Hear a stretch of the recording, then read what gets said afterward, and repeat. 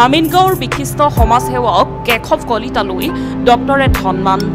সামাজিক ক্ষেত্ৰলৈ আগবঢ়োৱা অনবদ্য অৱদানৰ বাবে এই সন্মান দিল্লীস্থিত এছিয়ান ডিজিটেল বিশ্ববিদ্যালয়ৰ অধীনস্থ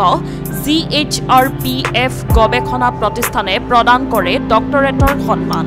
বিগত দশক জুৰি বিভিন্ন সামাজিক অনুষ্ঠান প্ৰতিষ্ঠানৰ সৈতে জড়িত কেশৱ কলিতা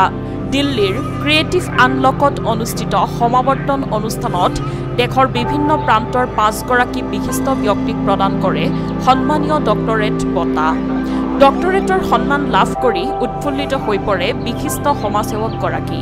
বিভিন্ন দল সংগঠন সামাজিক অনুষ্ঠান প্ৰতিষ্ঠানে আদৰণি জনায় কেশৱ কলিতাক যোৱা 10 ডিসেম্বৰ তাৰিখে দিল্লীস্থিত GHRPF ৰিচাৰ্চ ইনষ্টিটিউটে মোক ডক্টৰেট উপাধি প্ৰদান কৰে মই এই ডক্টৰেট উপাধি লাভ কৰাত আসলে যথেষ্ট উৎফুল্লিত হৈছো আৰু এইটো গৌৰৱৰ বিষয় যে মই খুদুৰ আমিনগাঁৱৰ পৰা দিল্লীত এছিয়া ডিজিটেল ইউনিভাৰ্চিটিয়ে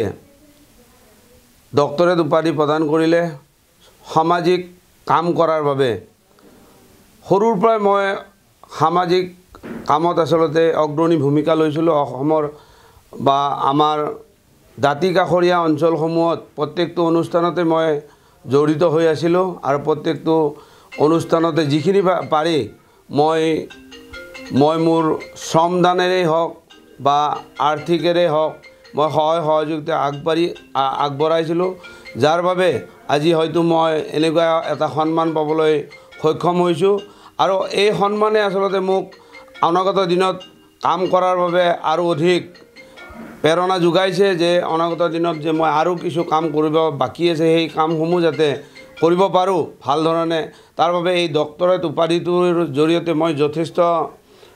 প্ৰেৰণা লাভ কৰি কাম কৰাৰ সমাজৰ বাবে কাম কৰাৰ এটা দৃঢ় সংকল্প লৈছোঁ আশা ৰাখিছোঁ অনাগত দিনত মই ইয়াতকৈ আৰু